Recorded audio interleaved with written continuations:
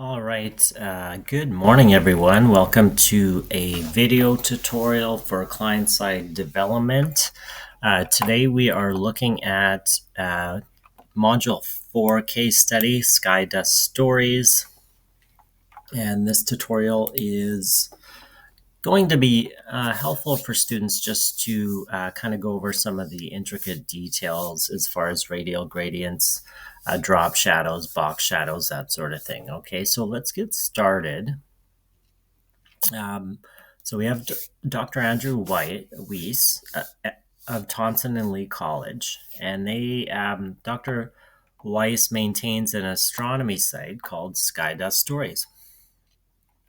So Dr. Weiss does have most of the content, as you can see on the right side here, but it lacks a lot of styling. Okay, so that's where we come in. And so we have the page content and layout, but we need some graphic design. All right, so we can read any additional instructions, but it's just like any other code lab we have conducted thus far. So let's get into it. First things first is we have these two files, and you can expand or contract the file tree just by clicking on this icon.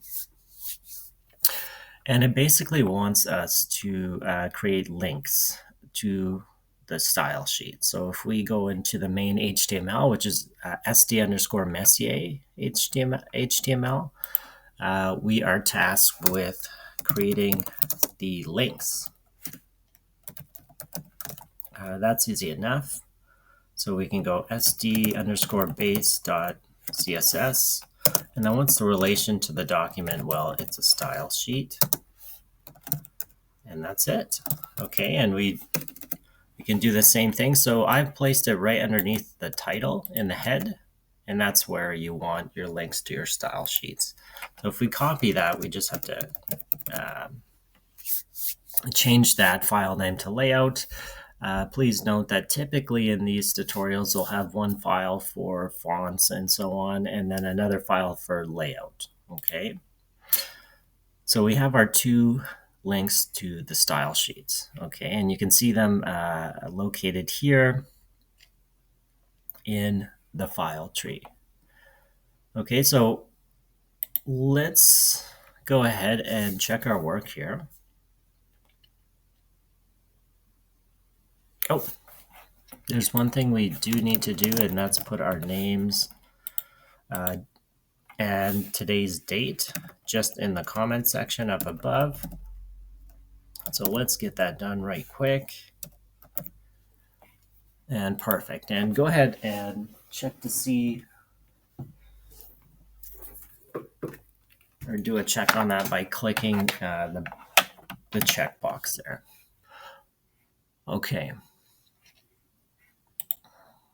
So it looks like we just have one error. Let's troubleshoot some items here, and let's see. So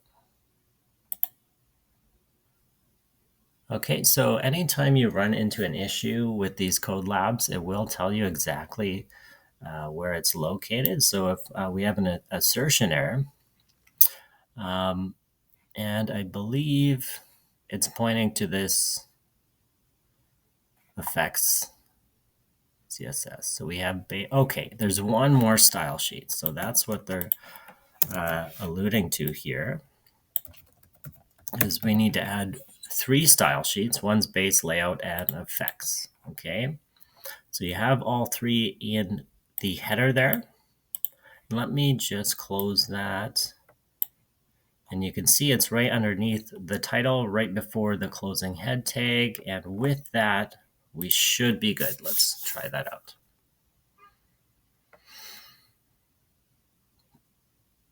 Excuse me. Perfect. All right, so that is all done. So we can proceed to 3 of 5, task 3 of 5. And now that we've linked all of our style sheets, so this is really where we want to make sure things are exact. Otherwise, the code lab will result in an error once we conduct our checks. So first things first, let's put in today's date. and our names just in the comment section above. And you can see they have headings here in the comments, and that's where we're going to place our respective CSS code. Okay. So it asks us to examine this sd_effects.css file, and it wants us to place a fixed background for the browser window. And you can see that on the right side here in our preview. They want us to link a image called sd_back1.png with a width of 100% covering the entire browser window. Okay. And so what I prepared for these kind of individual tasks is just we're going to break down the syntax and figure out exactly how these things work. Okay. So I'm going to move to this W3 Schools editor, which we use in class. And this is the actual code. So they want us to place a background image. And the syntax here is as follows. So we have the background property followed by the URL. And inside, most times you put single quotation marks. And then the width right after, we have this cover. So it's going to cover the entire page. And also the image is going to be fixed. And that's exactly what they want us to do here, okay? So we have to locate the HTML styles here, and we're going to create an HTML selector with opening and closing curly braces. And we're just going to have the background property,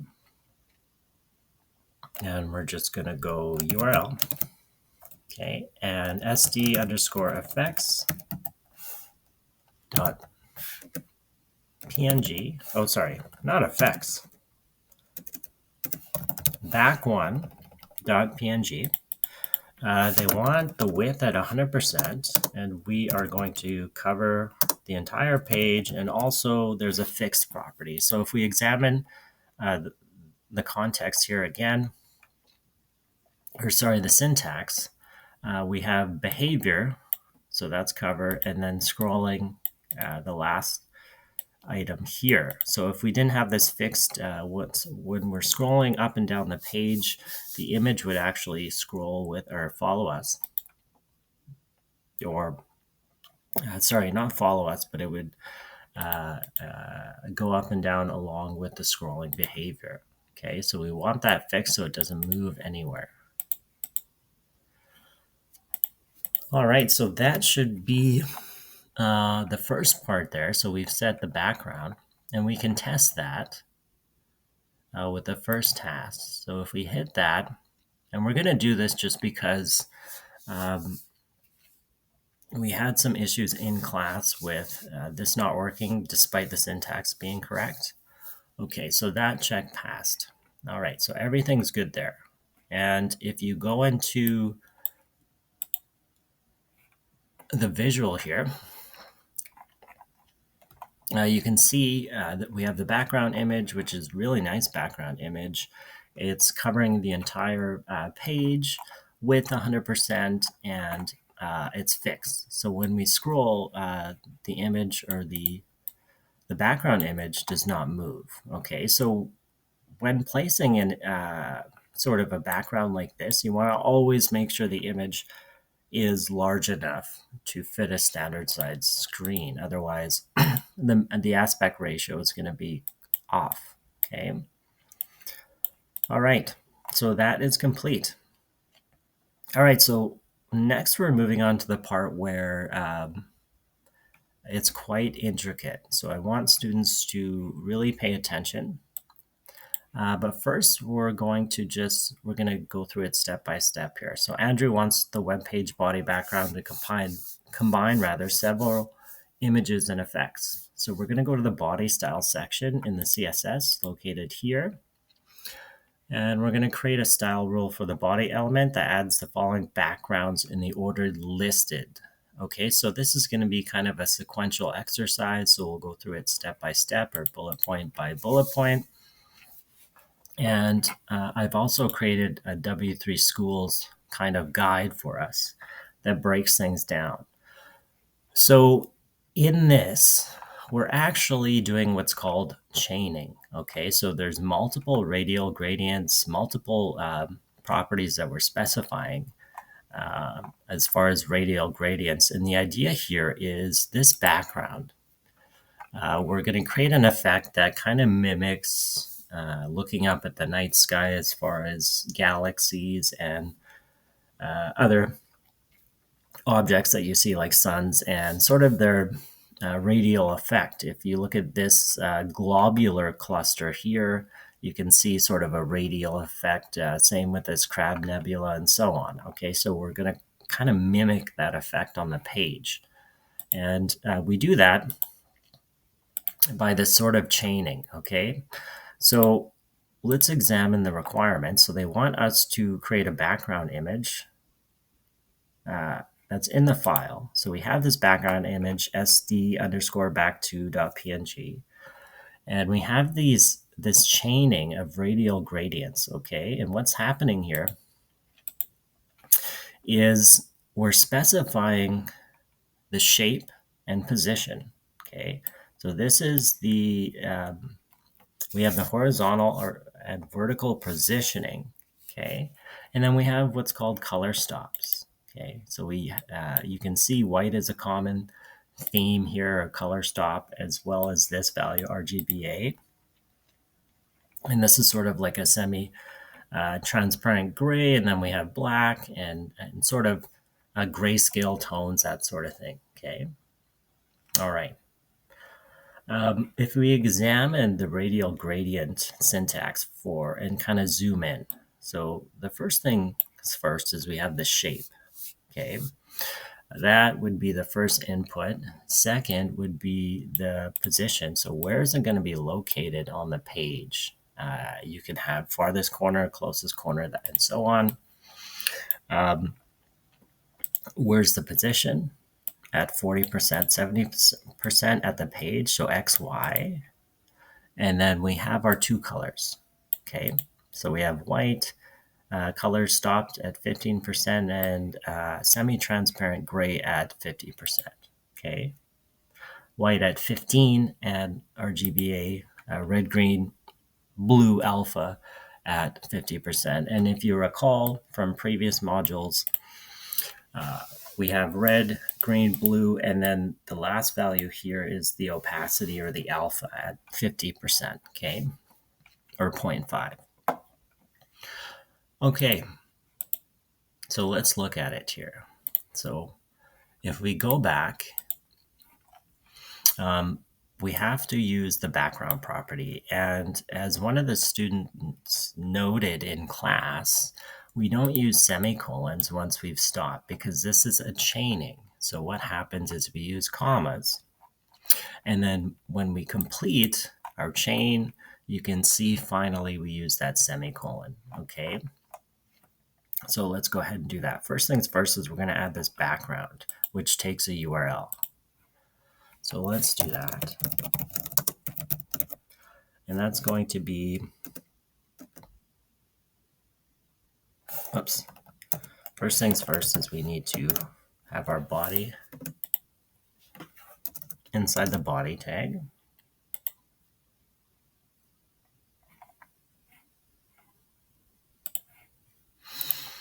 Okay, and how I'm going to have it is I'm going to try and level it so we can look at it line by line. So let's follow the instructions closely. So we have sd_back2.png followed by a comma. Okay, so our background is set. The next thing we need is the radial gradient. Okay, and so let's go through that. And I'm going to kind of just paste the first one just so we get the hang of things. Okay, so let's start with this one. So the requirements are we have a radial gradient with the shape of a circle. Okay, so that's our first input. It's extending to the closest corner, and we can see that here. And it's placed at coordinates 40%, 70%. So anytime you hear that word coordinates, or coordinate, you're looking at the XY planes, right? So horizontal, vertical. Okay, and then we have the colors, that's it. So we have the shape, sort of the positioning here, the closest corner at 4070, and finally the colors at their respective stops. So we have 15% for white, and then this RGBA value again is at 50%. Okay, so that would be the first one there. And let me just try and extend this so students can see it. Okay, so once we have this set, it'll help us achieve the next one here. Okay, so let's move on. We have a radial gradient. And so let's type it out, radial gradient. And this is also a circle. And this is closest corner again. And this is placed at 80, 40%. Okay. And this is followed by the colors. So we have white stopping at 15, and an RGBA of 0, 0, whoops, these should be commas, and this stops at 30%, comma, okay? So that's what it should look like, okay? So now we're kind of getting the hang of it, right? So we have the shape, the positioning here, and notice these aren't separated or demarcated by commas until you get into sort of the colors, okay? All right, so that's the second one. Now let's move on to the third one. So a radial gradient extending to the closest side and placed at 1020 coordinates, containing the color white stopping at 20%. Okay, that should be easy, but we have to note that we don't have a shape specified, so we're going to leave that part out. And let me find my cursor here. So we have a radial gradient, but we don't have a circle or any sort of shape specified. So what we're going to do is just follow the wording. So 10 and 20%, so XY, and then we just have the white stopping at 20%, and an RGBA value of 0, 0, 0, 0. And this stops at 45%. So it's very important that we follow the syntax or the wording to kind of guide us in the syntax. Okay, so that's the third part. We're not including the background URL. And now on to the fourth radial gradient. Okay, so this is another case where we have to follow the wording. Okay, so we have a radial gradient, but it says with a size of 5% in the horizontal and vertical directions. So we have to repeat them both. And it doesn't mention a shape. Excuse me. So we leave that out. So we have to do this. So 5 and 5%. So for horizontal and vertical at the coordinates 90% and 10%. Okay, and then we have a white at 15% and an RGBA value 0, 0, 0, 0 again, and this stops at 40%. Okay, comma. All right, so you can see our chain is quite expansive and intricate. But once you kind of understand the general syntax, it's just a matter of following the wording. And this bit here, this fourth radial gradient, can throw a lot of students off just because it kind of has pieces that should go in two spots when it kind of just mentions one, seemingly, right? Okay, let's move on to this background color. And so here, some students might be thinking, okay, well, do I need another background property? The answer is no. So we have a comma, and all they want us to do is enter in this RGB value. So red, green, blue with no alpha. So we're not going to have an opacity specification. And this is going to be the base for the preceding background image. Okay. All right. And then finally, we have our semicolon right after the RGB. And you can see the Cengage resource actually has a color palette that you can expand, but it shows you exactly what the color is. And you can see throughout the background properties, the color is sort of a variation on grayscale. So grayscale, whatever you hear that, is basically a way to provide contrast for items without using actual colors outside of, white and black. Okay, it's just shades of gray essentially. All right, so that is complete. Okay, and it wasn't as hard as some may think. Once you get the syntax rules, as with any sort of software development, it makes sense. Okay. All right, but we're not done.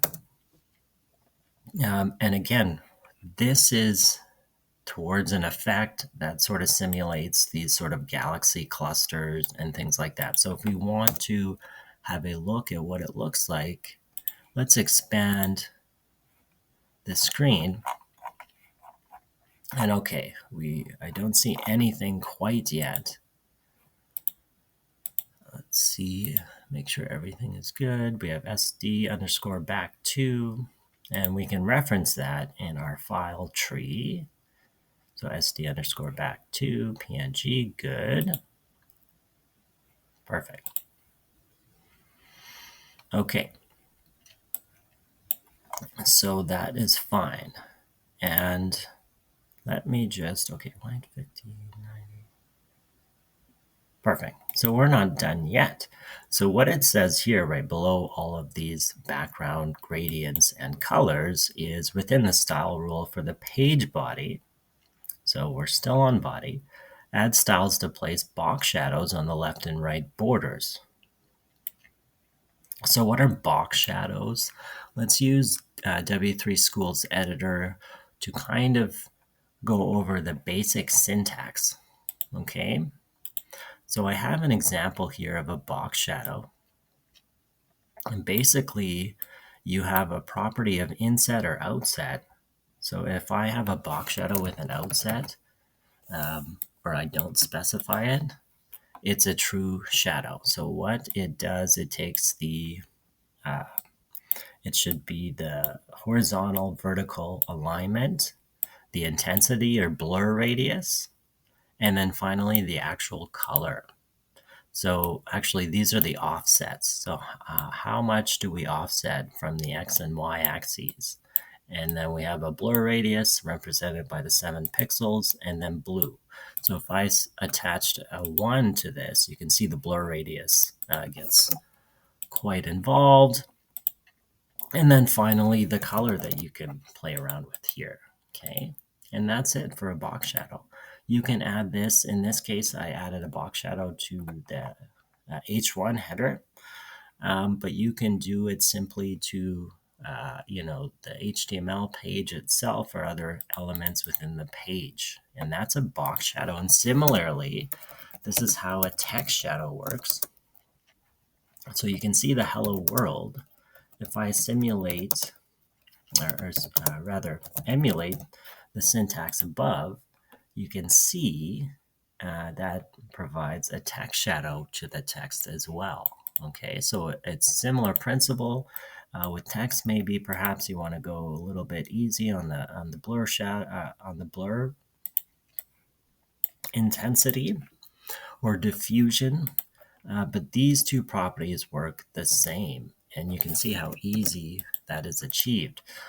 So in the MindTap question, it adds us to place box shadows on the left and right borders. Set the color of the first shadow to this RGB value with horizontal and vertical offsets of 30 by 0 and a blur of 45. Set the second shadow equal to the first, except that the horizontal offset should be negative 30. Okay, so we are off. So this is quite involved. Okay, and I am going to basically just place this right below. So we're going to give it some space because it's in the same area. And paste. Okay, and we're just going to examine what's going on here. Okay. So we still have sort of a chaining with these box shadows, and there's reasons why. So add styles to the left and right borders. Okay, and this is why we're doing this sort of chaining, is because we have the left and the right for the box shadows. But you might be asking, well, why do I have a WebKit box shadow and a normal box shadow? So we talked about how different browsers have different capabilities as far as rendering things, CSS features, all this sort of stuff. So whenever you hear a WebKit property, this is referring to Safari or iOS, the Safari browser, so Apple's browser. And you need to specify the WebKit in order to make sure that this is rendered properly in Safari browsers. Okay, so this would be the normal syntax box shadow with the RGB values specified. And we have, they did it a little bit differently. We have the colors first, and then we have the horizontal and vertical offsets followed by the blur radius, okay, which is 45 pixels. And then we have our second one here with different offsets, okay? But that's why you see the WebKit here. And we can kind of bring this back in here. But that's what they're referring to, okay? So that should be a quick lesson on box shadows. And again, they share similar syntax to text shadows, which we will be looking at later, okay? But anytime you see WebKits, just keep in mind when you're developing CSS for browsers, you have to develop for Mozilla, Firefox, Safari OS, Safari browser, Opera, and also provide what's called backwards compatibility. Okay, so if one property does not work, it'll default to another one. Okay, and that's why you're seeing the two items here. Okay, so that's the answer to this part here, and it's quite involved. So I wanted to paste it in kind of my general way of doing the syntax, as you saw in the W3 Schools editor. I'll go back. Is you have the horizontal, vertical offset, the blur intensity, and then the color. They did it a little bit differently in the Cengage Code Lab. Okay. All right. So what we can do now is test that these body cells have been completed. Let's go ahead. Okay, so this is probably the most intricate part of the entire code lab. So it's really important that we look at the code and make sure that everything is good. And you can see we did not pass. So let's check and make sure. And what you can do is just look at the check itself, open up via the arrow. And most of the time it will display, but sometimes it just displays these visuals, okay? So that doesn't tell us anything. What we do need to look at is perhaps our code up above here. And I'm just going to put in single quotations, just like that. And I'm also going to examine my reference.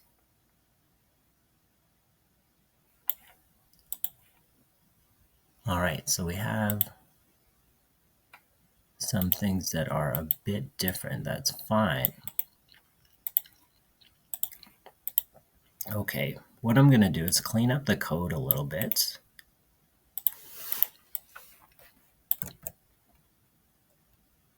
Just like that. Okay, and I'm going to make sure that you have all of your syntax for this body styling is exactly like so. Okay, and we're going to run this check again.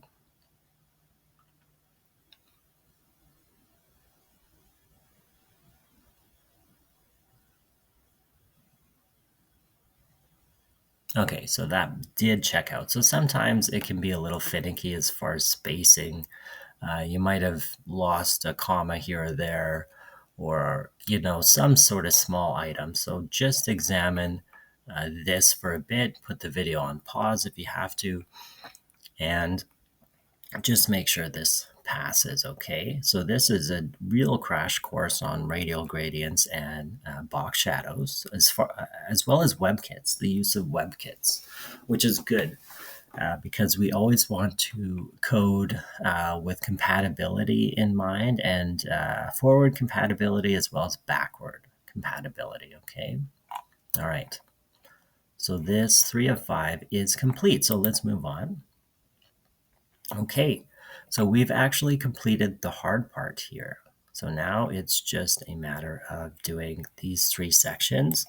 And let's have a look at our Stardust stories. And you can see we have these sort of grayscaled radial gradients simulating these, nebulas and globular clusters. Say that 3 times over. And it adds that additional effect, which is really neat. Okay, so let's get back. Okay, just make sure everything's nice and tidy. So now we're going to go to the navigation list style section, and we're going to format the hypertext links in the body header. So if we look at our example, we have this navigation simple hover over effect. And we are going to add a style rule here. So we have body, and this is a contextual reference, right? Or selector. So inside the body, we have the header. Inside the header, we have this anchor tag, or A, which is a hypertext link. And we're going to add a 5-pixel outset border with the color value RGB. Okay, so we've never done that before.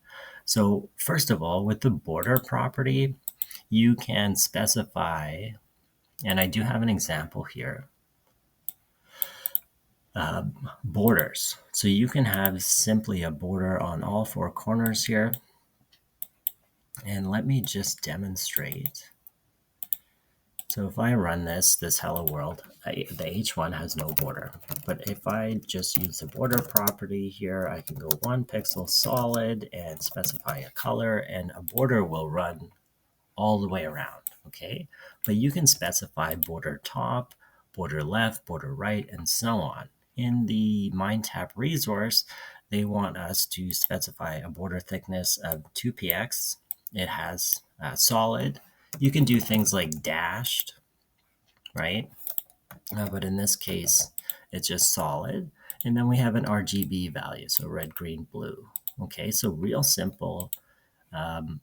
We just plop this in, and that's it. Okay, this is the border value. Whoops. And that's it. Okay, we're applying this directly to these links. So there should be a border here. Okay, so that's all done, and we can check to see if there's a reference, because we want to do this kind of step by step. So let's check our work. So we'll complete the navigation list.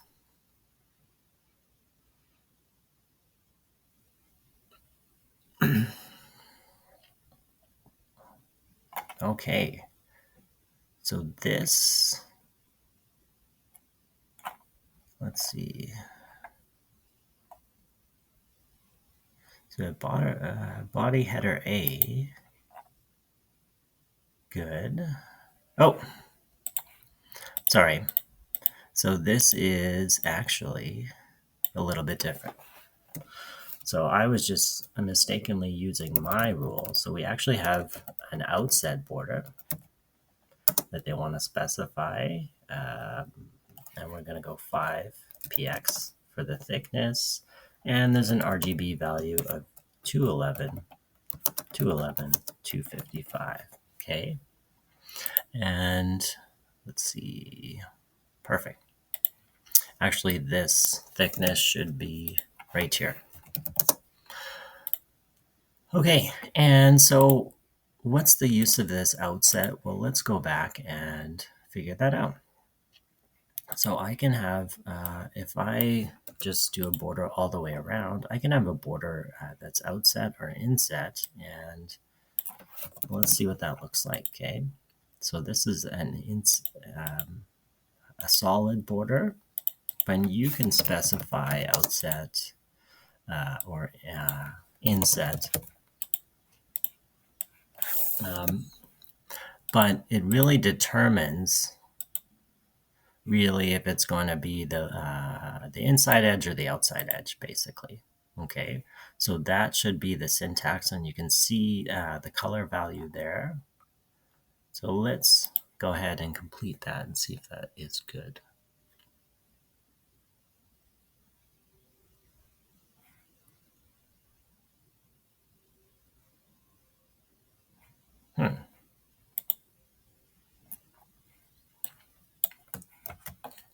Okay, let me just examine this here.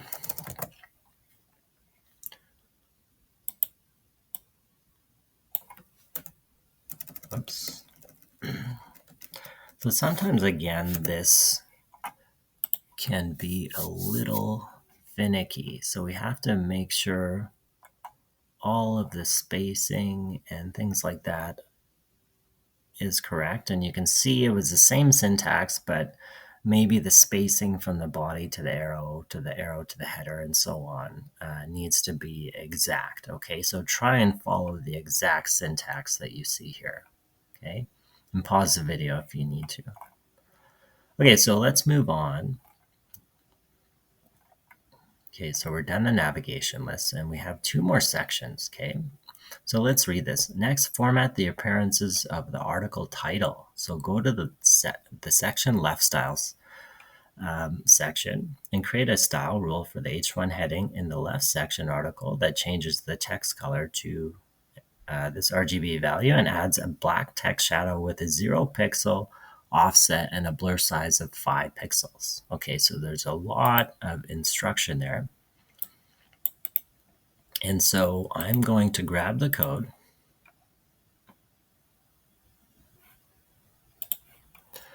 and what I'm going to do is just put it in there and we'll examine it. Okay, so the wording is very essential here. So what it's saying is go to the section left. So we have a section, and this is semantic HTML, right? So we have sections.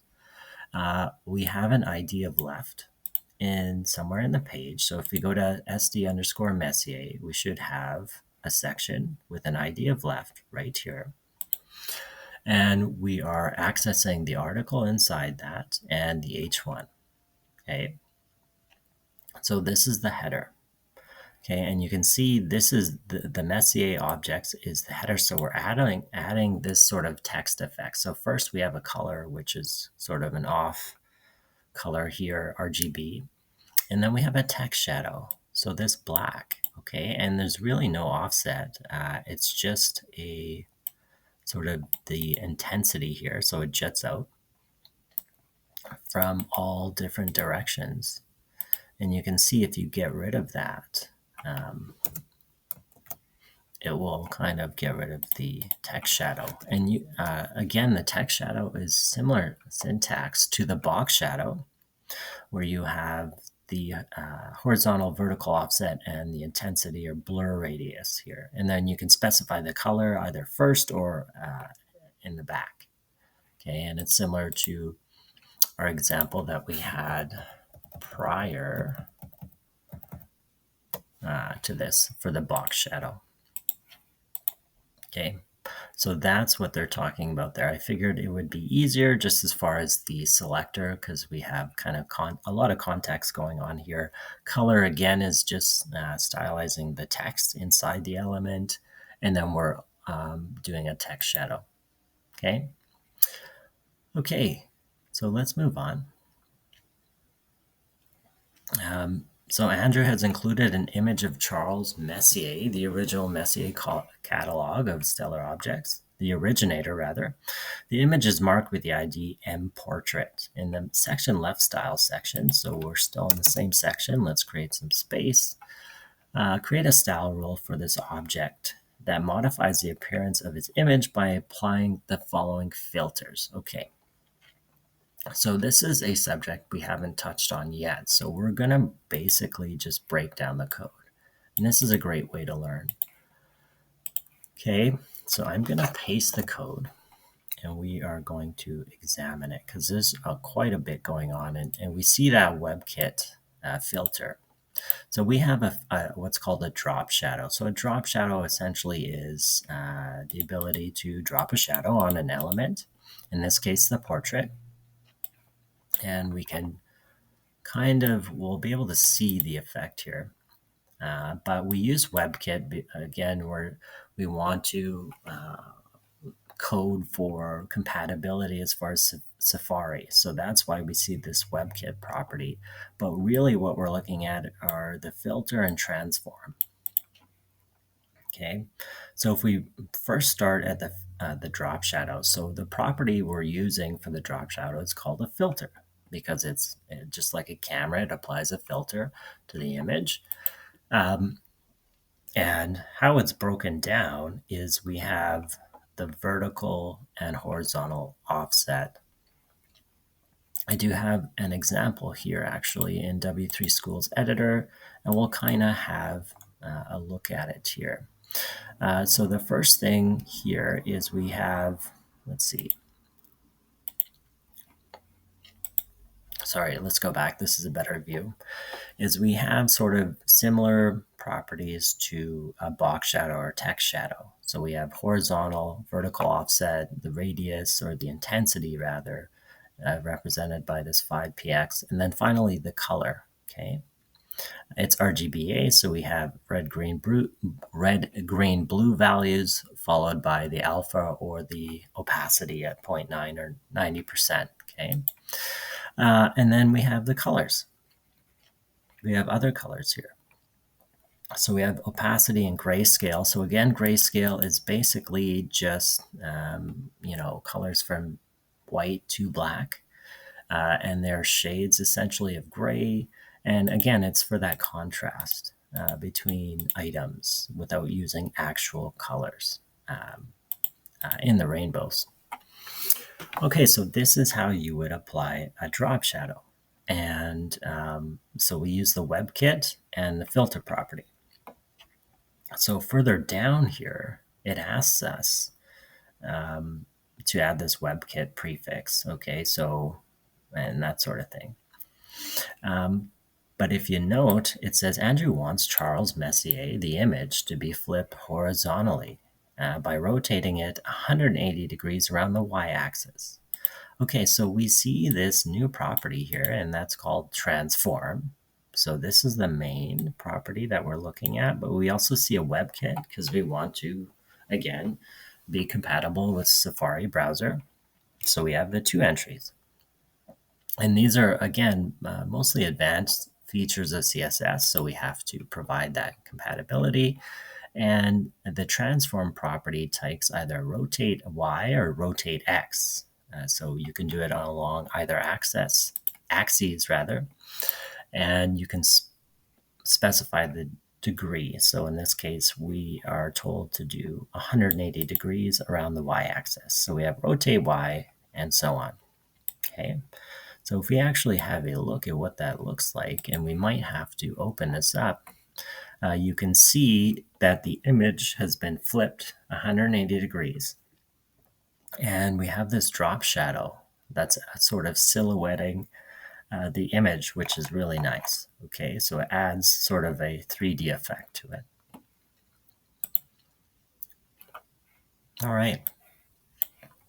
So that is great. And, we're learning lots about not only radial gradients, but borders, drop shadows, box shadows, and text shadows, which are great styling elements. And you can see that in the actual preview here if you expand it out to the browser. All right, so let's do our second check rather, and make sure everything is good. I am going to make sure that the code is visible for students, because again, this code lab can be quite intricate just given all the values that we're using.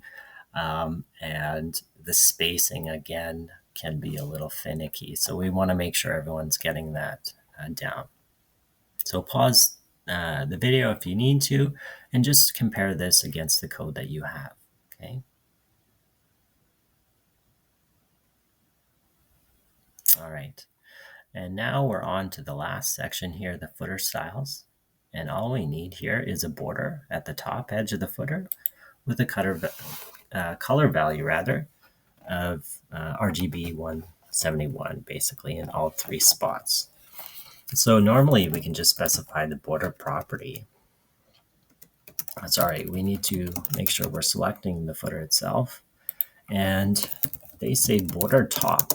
So it's not border all four sides. We're specifying just the top here. And we are going to go a 2 pixel solid with an RGB value of 171, 171, and 171, and then semicolon. All right. So this is probably one of the easier sections that we need to complete. And it's just a simple border there with the RGB value. And of course, you can use HSL, or hue, saturation, lightness, HSLA. You can use hex codes or just simple text strings like white, black, and so on for colors. Okay, so that's it for the footer. Let's run the check.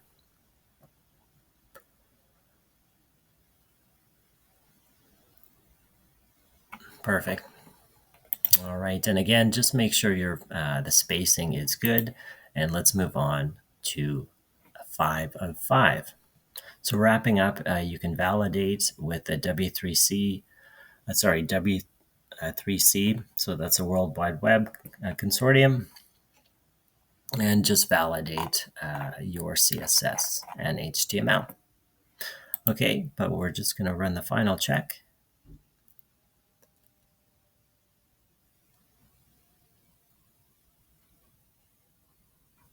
Perfect. So that's all said and done. And to complete or submit the assignment, you would just, click on the tasks here and just make sure that they are all checked in green.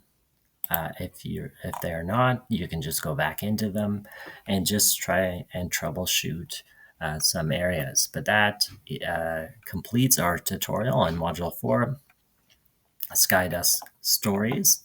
And we just need to hit submit and confirm.